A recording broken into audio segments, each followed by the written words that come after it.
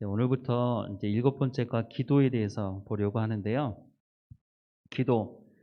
사실은 뭐 기도 너무 잘 알고 계셔가지고 뭐 제가 드릴 말씀이 별로 없을 것 같은데, 그래도 우리가 정말 성경에서 말씀하고 있는 기도를 잘 알고 있는지, 그 기도대로 잘 하고 있는지 그 말씀을 통해서 좀 살펴보려고 합니다. 아마 각자에게 기도가 뭐냐고 물어보면 여러 말씀을 하실 것 같아요. 각자가 생각하는 걸 한번 자기 이 속에서 한번 얘기를 해보시면 좋을 것 같습니다. 기도란 이런 거다. 오랫동안 신앙생활 하시는 분들은 뭐 자기 나름대로의 어떤 기도의 방법이 있기도 하고 여러 가지 형태를 가지고 이제 기도를 하기도 하는데, 과연 성경에서 말씀하시는 기도에 대한 뭐 기도를 성경에서 사실 많은 부분을 말씀을 하고 있거든요. 그것을 바탕으로 내가 기도를 하고 있는 건지, 아니면 그냥 내 편한 대로 그냥 하고 있는 건지, 뭔가 문제가 있는지 아니면 잘하고 있는지 우리가 좀 살펴봤으면 좋겠다는 생각을 합니다. 기도에 대해서 우리가 잘못 인식하고 있는 것들이 있는데요. 먼저 그것들을 좀 살펴보려고 합니다. 첫 번째는, 기도하면 이렇게 말은 하는 사람은 없지만 이렇게 생각하고 기도하는 사람이 있어. 자동 자판기. 자동 자판기 아시죠? 500원짜리 동전을 넣고 100원짜리 동전을 넣으면 내가 원하는 것을 클릭했을 때 그게 이제 통 나오는 거죠. 요즘에는 자판기가 종류가 워낙 많아졌어요. 그렇죠? 서울에 가면 이제 전철역마다 자판기가 이제 가게들이 사라지면서 자판기가 그 자리를 대신하는데, 심지어는 컵라면 자판기도 있어요. 그렇죠? 돈을 넣으면 컵라면이 나오고, 그다음에 그 뚜껑을 따가 이렇게 넣으면 물이 나오고, 예전에는 일본에 있던 것들인데 그런 것들이 이제 한국에 들어와서 그렇게 나오죠. 심지어는 뭐 핫도그도 나오고 별의별 거 이제 다 나오는 것 같아요. 제가 듣기로는 자동차도 동전 가지고는 안 되겠죠. 자동차는 카드로 결제를 하든지 뭘 하면 그렇게 자동차를 살 수 있도록 하기도 한다는 얘기를 들었는데, 실제로 보진 못했지만 별의 별게 다 이제 자동 자판기를 통해서 얻게 되죠. 근데 우리가 기도할 때 하나님께 기도를 하면서 하나님이 자동 자판기로 오해하는 사람들이 있어요. 그렇게 말은 하지 않지만 그렇게 행동을 하죠. 마가복음 9장 29절 말씀에 보면 이런 말씀이 있습니다. 이르시되 기도 외에는 다른 곳으로는 이런 종류가 나갈 수 없느니라 하시니라. 이제 마태복음에도 이 사건이 기록이 되는데요. 마태복음에 보면 마태복음 17장 21절 말씀은 여러분 찾아보시면 없음 이렇게 되어 있습니다.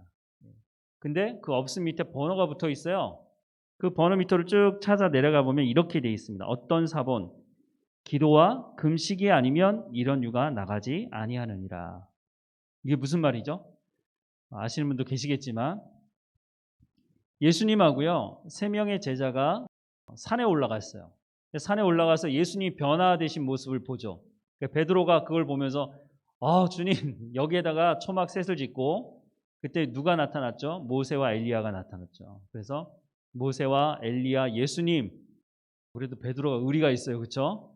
자기 집은 짓겠다고 얘기 안 하고 이 집 3개를 짓고 우리 여기 있으십시다. 우리 뭐 복잡하게 세상 내려가서 그러지 말고 여기서 그냥 살았으면 좋겠습니다라고 하는 그 사건이 있었어요.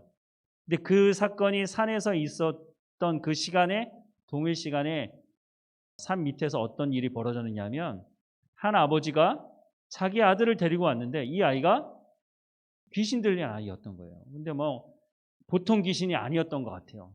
막 불에도 들어가고 막 죽을 수 있는 그런 상황들로 막 이렇게 그런 것들 보면서 이 아버지가 아들을 데리고 이제 찾아온 거죠. 예수님을 사실 찾아온 건데 막상 예수님은 안 계시고 제자들이 모여 있는 거예요. 그래서 제자들이 어떻게 했겠습니까? 제자들이 이미 귀신을 내어 쫓아본 경험이 있어요. 예수님이 둘씩 모아가지고요 전도 여행을 보냈거든요. 근데 전도 여행 보내면서 귀신도 쫓아내고 병도 고치고 그런 경험을 이미 한 적이 있기 때문에 제자들이 우습게 봤거든요. 그런데 이거는 뭐 어떻게 해도 쫓아낼 수가 없는 거예요. 귀신이 우습게 보는 거죠. 야, 니들이 뭔데? 뭐 이러면서 아무리 해도 귀신이 나가질 않는 거예요. 그리고 예수님이 이제 내려오셨어요. 그리고 아버지를 만나고 나의 믿음 없음을 불쌍히 여겨달라고 하면서 결국은 예수님께서 어떻게 하시죠? 귀신을 내어 쫓아내게 된 거죠. 제자들에게는 고민이 생긴 거예요. 이거 어떻게 된 일이지? 우리가 분명히 전도여행 다니면서 귀신을 내어 쫓아본 경험이 있는데 왜 이 경우에는 쫓아내지 못했을까? 궁금하잖아요. 그래서 사람들이 다 돌아가고 나서 예수님께 물었죠. 예수님, 왜 우리가 귀신을 내어 쫓지 못했습니까? 그때 예수님 뭐라고 말씀하시죠? 이렇게 말씀도 하세요. 마태복음 17장 20절에 보면 너희 믿음이 작은 까닭이니라 진실로 너희에게 이르노니 만일 너희에게 믿음이 겨자씨 한 알만큼만 있어도 이 산을 명하여 여기서 저기로 옮기라 하면 옮겨질 것이요 또 너희가 못할 것이 없으리라 라고 말씀하시거든요. 겨자씨 보신 적 있나요? 성지순례 갔다 오신 분들이 겨자씨라고 이렇게 사오는 것들이 있는데 이게 진짜 겨자씨냐 아니냐 뭐 이거 말이 많더라고요. 근데 하여튼 씨를 보니까 되게 조그만해요. 우리나라 좁쌀보다 더 조그만 것 같아요. 노란색의 그 겨자씨 씨라고 얘기하는데 진짜인지 아닌지 모르지만 어쨌든 우리의 믿음이 그만큼만 있어도 어떻게 한다고요? 이 산을 명해서 저리로 옮겨라 라고 하면 옮겨진다는 거예요. 근데 이 말이 무슨 말이에요 그러면? 제자들이 그 겨자씨 한 알만큼의 믿음도 있었다는 거예요? 없었다는 거예요? 없었다는 거예요. 그러면 제자들로서는 자존심 상하는 일 아니에요? 아니 예수님, 내가 예수님 쫓아다니면서 내가 생업도 내려놓고 가정도 내려놓고 예수님만 쫓아서 이렇게 다니고 있는데 믿음이 없다는 게 말이 됩니까? 이렇게 따질 수 있는 거 아닌가요? 우리 중에 교회 일을 하겠다고 사역자도 아닌데 생업을 다 포기하고 가정이고 뭐고 다 내려놓고 교회에 와서만 살겠다고 내가 교회에서 시키는 모든 일들은 다 하겠습니다 라고 한다면 그 사람에게 당신은 믿음이 없는데요 이렇게 얘기한다면 그 사람이 얼마나 자존심 상하겠어요. 아니 무슨 말씀을 하시냐고. 이게 제자들이 딱 그거 아니에요? 거기에다가 제자들이 지금 어떤 것까지 경험했냐면 아까도 말씀드렸지만 귀신을 내쫓아 봤거든요. 그러면 그때는 믿음이 있었는데 지금 믿음이 없어진 거예요? 그런 시간이 그렇게 많이 지난 것 같지는 않은데 아니 뭐 어떻게 된 거예요? 예수님은 뭐라고 얘기하세요? 너희가 믿음이 작은 까닭이다. 근데 작은 게 얼마나 작냐면 겨자씨 한 알만큼도 되지 않는 믿음이라고 어떻게 보면 책망하시고 있는 거죠. 도대체 이게 무슨 말인지 잘 모르겠어요. 그런데 마지막 말이 더 이해가 안 돼요. 조금 전에 읽어드렸지만 기도 외에는 다른 것으로는 이런 종류가 나갈 수 없느니라. 또 마태복음 말씀에는 기도와 금식이 아니면 이런 유가 나가지 아니하느니라. 무슨 말이죠? 제자들이 기도를 안 했다는 말인가요? 이거 참 헷갈리는 문제예요. 여러분 언제 금식하세요? 언제 기도하세요? 우리가 금식을 할 때는요 밥을 안 먹는 거잖아요. 밥을 안 먹는다는 건요 내가 죽음을 각오하고 기도하겠다는 거거든요. 어느 경우에 그렇게 기도하느냐 말이에요. 이거는 내가 해결할 수 없고 하나님만이 해결할 수 있는 것입니다. 예수님께서 말씀하시는 이 믿음의 핵심은 이 제자들이 이 문제를 해결하지 못한 핵심에는 이것이 있는 거예요. 자기가 경험해봤기 때문에 할 수 있다고 생각한 거예요. 기도할 필요가 없는 거죠. 내가 이미 해봤어 그거. 예전에 이런 경험을 해봤기 때문에 내가 이렇게 하면 될 거야 라고 생각한 거죠. 뭘 어떻게 했는지 모르겠지만 하여튼 자기가 예전에 경험했던 그 방법을 동원해서 그걸 한 거예요. 근데 가장 중요한 걸 잃어버렸어요. 뭐냐면 내가 할 수 있다는 것을 주장하기 시작한 거예요. 이전에 귀신을 내어 쫓은 것은요 자기가 할 수 있기 때문에 내어 쫓은 것이 아니고 예수님께서 능력을 주셨기 때문에 내어 쫓을 수 있었던 거예요. 지금도 마찬가지예요. 기도와 금식 외에는 이런 일들을 행할 수 없다고 말씀하시는 것은 뭐냐면 네가 할 수 있는 것이 아니고 하나님께서 행하신다는 것을 네가 알아야 된다는 거예요. 귀신은 내가 내어 쫓는 것이 아니라 나중에 사도 바울이나 제자들이 예수님이 승천하시고 나서 귀신을 내어 쫓을 때 뭐라고 해요? 내가 베드로의 이름으로 명하노니 이 귀신아 나가라 이렇게 얘기해요? 아니면 사도 바울이 복음을 전하고 많은 교회를 개척했으니까 내가 사도 바울의 이름으로 명하노니 이 귀신아 나가라고 얘기를 해요? 아니요. 예수 그리스도 이름으로 명하노니 이 악하고 더러운 귀신아 나가라라고 하니까 나가잖아요. 그 말을 하는 사람은 사도 바울일 수 있고 베드로일 수 있고 다른 사람일 수 있어요. 그런데 그 입에서 선포되는 그 말씀의 핵심은 예수 그리스도에게 능력이 있기 때문에 그것을 내가 대언할 뿐이지 내가 하는 것이 아니고 예수 그리스도의 능력으로 귀신이 나가는 것이거든요. 제자들이 그걸 몰랐어요. 자기가 할 수 있는 줄 아는 거예요. 그래도 제자들은 다른 사람보다 훨씬 더 많이 헌신한 사람들이잖아요. 그리고 귀신을 내어 쫓아보고 병든 사람을 고쳐본 능력이 경험을 했던 사람들이니까.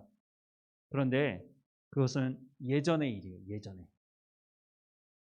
그러니까 우리가 내가 왕년에 말이야 이렇게 말하는 사람 치고 지금 별 볼 일 있는 사람이 없어요. 그 말이 뭐예요? 왕년엔 뭐 했는데 지금은 그렇지 못하다는 걸 오히려 그 자기의 뭐라고 해야 되나요? 치부를 드러내는 거예요. 그렇게 말할 필요가 없는 거죠. 성경에서 가장 중요하게 말씀하는 것은 오늘이에요. 어제 내가 신앙생활 잘 했을 수 있어요. 1년 전에 신앙생활 잘 했을 수 있어요. 그런데 하나님께서 묻는 것은 지금 네가 그전과 같이 동일하게 아니면 더 발전적으로 더 깊은 신앙의 성숙을 보여주고 있느냐라고 묻고 있는 거죠. 그러지 못하고 있다면 우리가 뭔가 잘못되고 있는 것이죠. 우리는 기도만 하면 만사형통할 거라고 잘못 오해하고 있어요. 여러분 기도하는 것에 대해서 모든 것을 응답받으면 어떤 일이 벌어질까요? 대부분의 사람들이 기도하는 내용들은 잘 먹고 잘 살고 이런 내용들을 가지고 있어요. 성공하고. 우리가 시험을 볼 때도 왜 그 시험을 내가 잘 치러야 되는지 하나님 앞에 정말 씨름하면서 하나님 부르심이 뭡니까? 라고 기도하는 사람들보다는 하나님 무조건 합격시켜 주십시오. 나 먹고 살아야 되니까. 또 합격되면 그걸로 끝나나요? 하나님 더 높이 올라가야 됩니다. 더 올라가야 됩니다. 근데 다 그게 자기의 명예와 먹고 사는 문제 이런 것과 관련이 있어요. 아예 드러내놓고 이렇게 기도를 부탁하시는 분이 있어요. 저희 집값 좀 오르게 해주세요. 모든 사람들이 그런 마음이 있어요.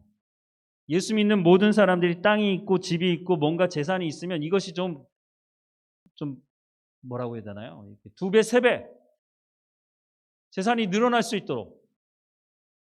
근데 거기까지예요.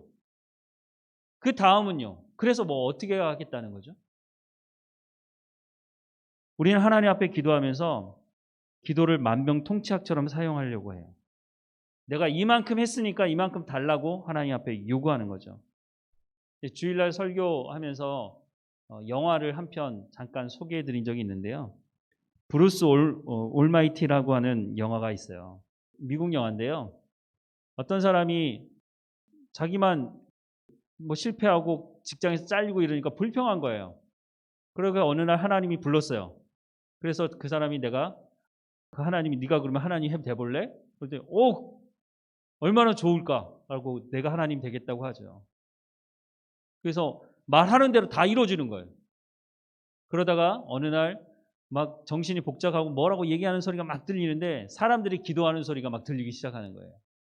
너무너무 귀찮으니까 한 지역에 있는 사람들 기도를 다 응답해 줬어요. 그냥 오케이 다 기도하는 대로 다 해줄게. 그랬더니 TV 화면을 보니까 난리가 났어요. 사람들이 폭력을 사용하고 불이 나고 난리가 났어요. 많은 사람들이 뭘 기도하겠어요? 가장 흔한 기도 중에 하나, 로또에 당첨되게 해주세요. 갑자기 엄청나게 많은 돈을 여러분 생기면 행복하실 것 같죠. 그런데 그렇게 로또에 당첨된 사람들의 삶이 그 이후에 어떠했는가 그런 걸 또 다큐멘터리 비슷하게 조사한 프로그램도 있어요. 대부분의 사람들이 정상적으로 살지 못해요. 지금 100억만 있으면 나 일 안 하고 평생 먹고 살 수 있을 거다 이렇게 생각을 하겠죠. 그런데 오히려 그 사람들이 더 많은 빚을 지고 심지어는 사람들에게 해를 끼치고 마약을 하고 그렇게 해서 법정 구속당하고 뭐 감옥에 가기도 하고 그런 일들이 흔하게 벌어지는 일도 보게 됩니다. 우리는 기도할 때도 이렇게 할 때가 있어요.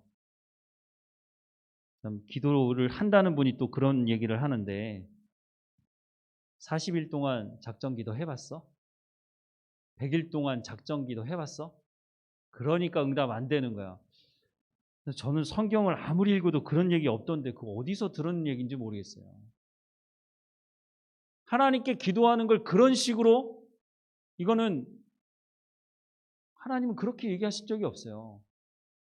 하나님이 우리 예수 그리스도를 대가지로 구원하셨다는 것을 자체를 부인하는 일 같아요. 하나님이 나를 어떻게 구원하셨는데 내가 하나님 앞에서 기도할 때 그 응답을 받아내기 위해서 40일 동안 작정해야만 하나님께서 응답해 주시냐 말이에요. 하나님께 100일 기도 작정을 해야만 하나님께서 그 응답을 해 주시는 게 아니라고요. 성경이 분명히 뭐라고 기록되어 있느냐면 하나님이 우리의 필요를 아신다고 말씀을 하고 있어요. 물론 구하여야 받을 수 있겠다고 말씀도 하시지만 하나님께서 이런 식으로 그러니까 40일짜리 뭔가 돈으로 얘기하자면 뭐 그 40일을 넣어야 하나님께서 응답해주는 자동 자판기처럼 오해하고 있는 거예요. 그건 기도가 아니에요. 기도는 내가 할 수 없기 때문에 하나님께 맡겨드리는 것이에요. 자동 자판기는 내가 뭔가 해서 집어넣으면 나오는 것이지만 하나님은 요술 램프가 아니란 말이에요. 내가 한 만큼 하나님 되돌려 주십시오. 이런 거 그런 하나님이 아니라는 거예요. 이게 이제 좀 이렇게도 우리가 생각할 때가 있는데요.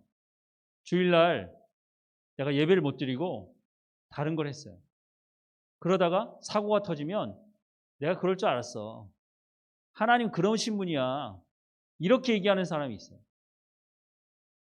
물론 그것을 통해서 그 사람이 하나님을 만나고 내가 정말 하나님 앞에 예배하는 삶을 다시 되돌이켜 봐야겠다라고 하면 그 사람에게 은혜가 될 수도 있겠지만 하나님은 매번 그런 식으로 하나님 무서워서 어떻게 우리가 섬겨요. 하나님에 대해서 우리가 오해하고 이 기도에 대해서도 그런 식으로 오해한다는 것이에요. 기도와 금식 외에는 다시 한번 말씀드리지만 하나님만이 이 문제를 해결할 수 있는 것입니다. 라고 하는 것과 하나님을 자동 자판기로 오해하는 것과는요, 큰 차이가 있습니다. 우리가 기도할 때 이것을 놓치면 안 되는 것입니다. 신명기 6장 4절부터 5절 말씀에 보면 이스라엘아 들어라 우리 하나님 여호와는 오직 유일한 여호와시니 너는 마음을 다하고 뜻을 다하고 힘을 다하여 내 하나님 여호와를 사랑하라고 말씀하십니다. 이게 무슨 말이죠? 이스라엘 백성들이 지금도 가장 중요하게 생각하는 말씀입니다. 우리 하나님 여호와는 오직 유일한 여호와시니 너는 마음을 다하고 뜻을 다하고 힘을 다하여 내 하나님 여호와를 사랑하라. 예수님께도 어떤 율법사가 와서 예수님께 물었죠. 가장 큰 계명이 뭡니까? 라고 물었죠. 예수님께서 이 대답을 하시죠. 하나님을 사랑해라. 그리고 내 이웃을 내 몸과 같이 사랑해라. 이 두 가지 말씀을 하시죠. 그런데 순서가 있어요. 하나님을 먼저 사랑하는 것이에요. 왜 하나님을 사랑하는 것이 먼저냐?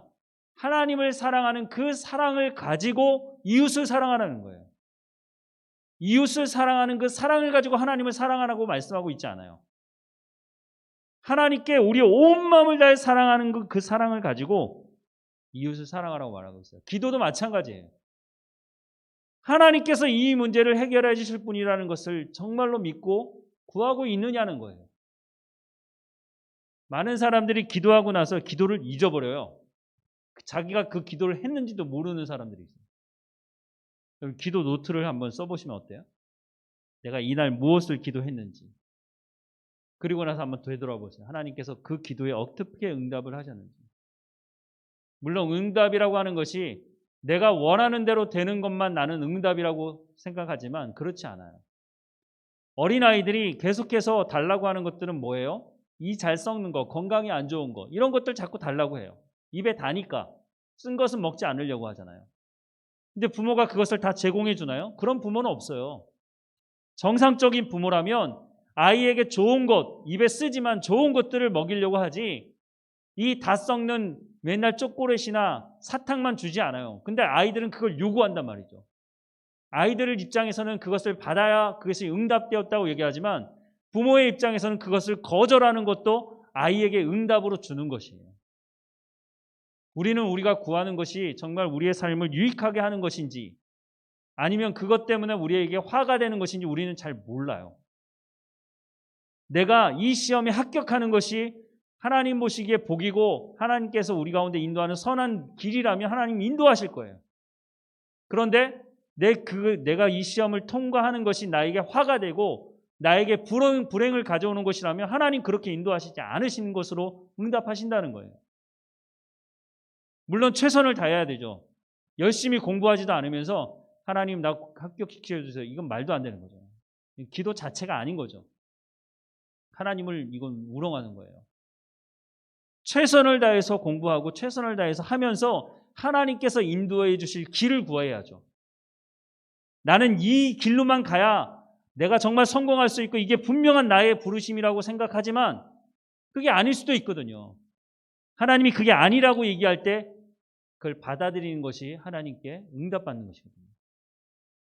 사실 쉬운 부분은 아니죠. 자, 두 번째 보고 싶은 것은 뭐냐면 지성이면 감천이라는 말입니다. 지극정성을 다하는 거죠. 물론 조금 전에 읽어드렸던 신명기 6장 4절부터 5절 말씀이 지극정성이 아니냐 이렇게 말할 수도 있죠. 그런데 기도를 여기에 접목시키는 사람들이 있어요. 지극정성을 다하는 것. 한국 사람들 안에는요, 한국 사람들에게만 있는 것이 아니겠지만 한국 사람들 안에 어떤 마음이 있느냐면 뭔가 할 때 지극정성을 다해야 하늘이 감동받는다는 거예요.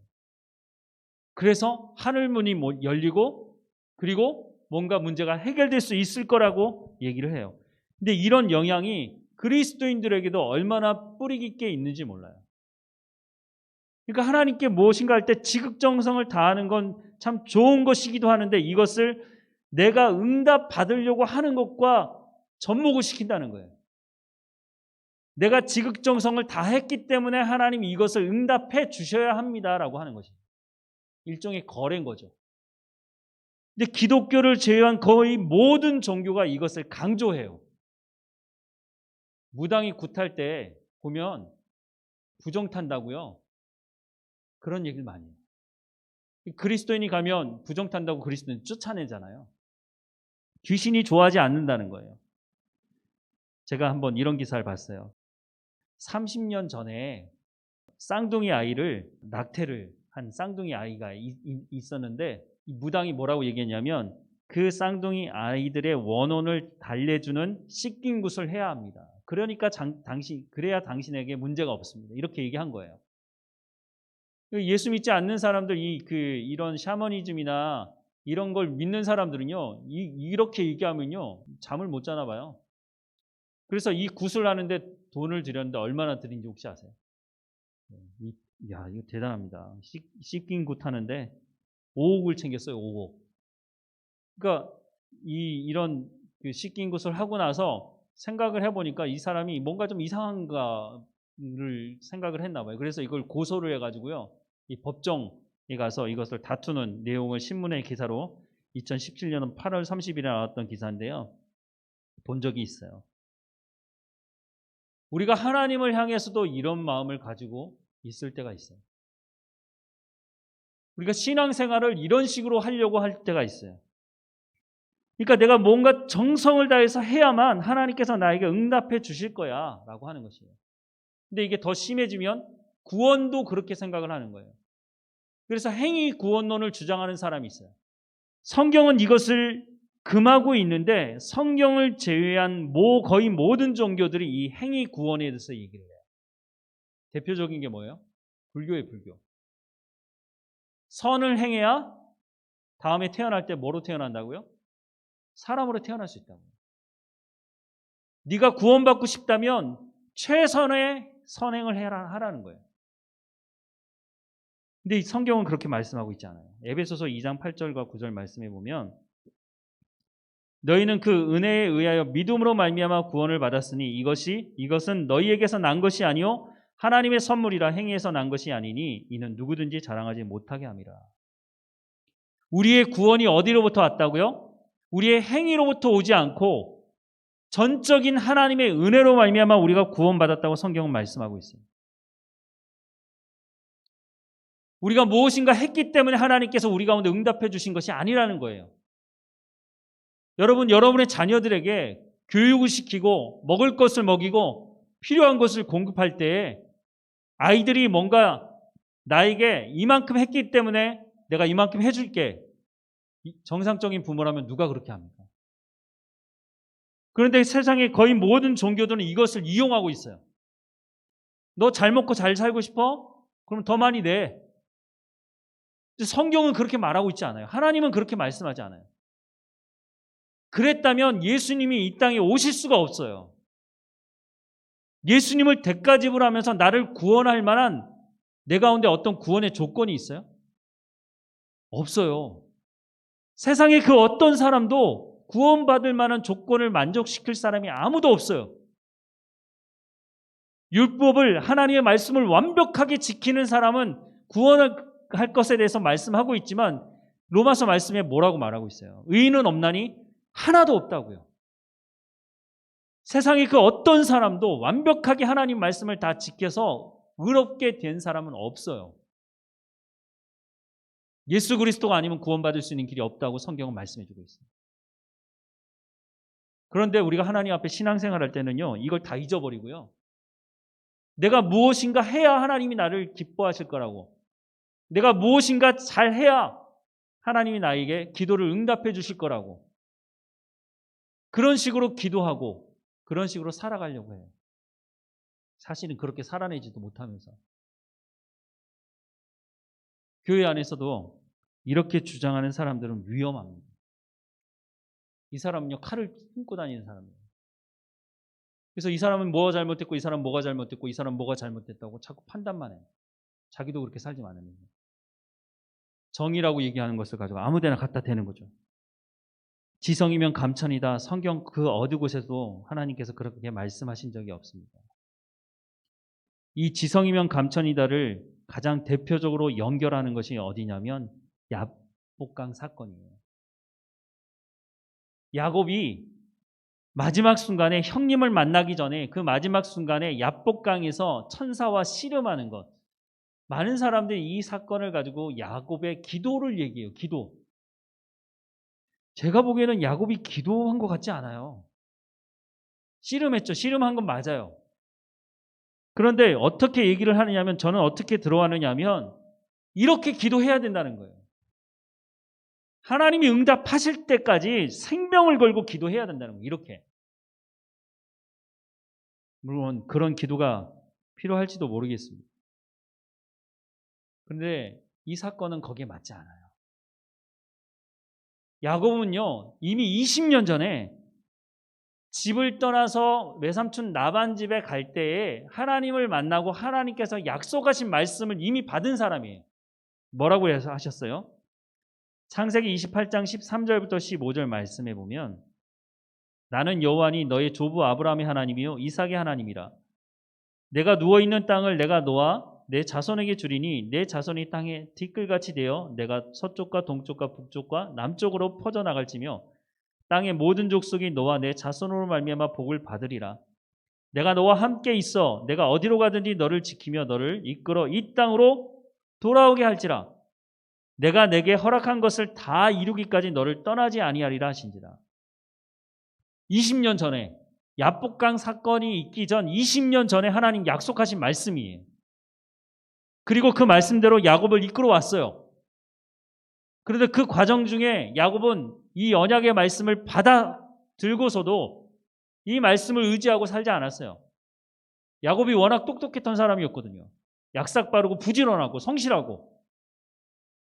그래서 하나님 말씀을 의지하지 않았어요. 자기가 생각하는 대로 자기가 원하는 것은 수단과 방법을 가리지 않고 그것을 얻어내는 실력이라고 얘기할지 모르겠지만 그런 하여튼 능력이 있었어요. 하나님 말씀을 의지하지 않았어요. 근데 돌아올 때쯤 성경에 보면 야곱이 이 말씀을 꺼내들긴 해요. 하나님, 이런 약속을 하시지 않았습니까? 라고 기도는 해요. 근데 그리고 나서 야복강에 가서 또 뭐 하고 있는지 난 이해가 안 돼요. 정말 이 약속의 말씀을 믿고 있는 것인지 천사를 놓지 않으면서 뭐라고 얘기해요? 내게 복을 달라는 거예요. 그 복이 뭐예요? 내 생명을 보장하는 것을 달라는 거죠. 하나님 뭐라고 말씀하셨어? 내가 너를 이 모든 것을 이루기까지 떠나지 않는다라고 약속하고 계시잖아요. 근데 뭐가 필요한 거죠? 그래서 결국은 증표를 얻기는. 뭐예요? 장애를 가지게 돼요. 말로 안 되니까 하나님께서 몸에 그냥 확실한 증거를 주시죠. 평생 장애를 가지고 살아가게 된 거죠. 그 순간에. 이미 약속하신 말씀이 있는데도 불구하고.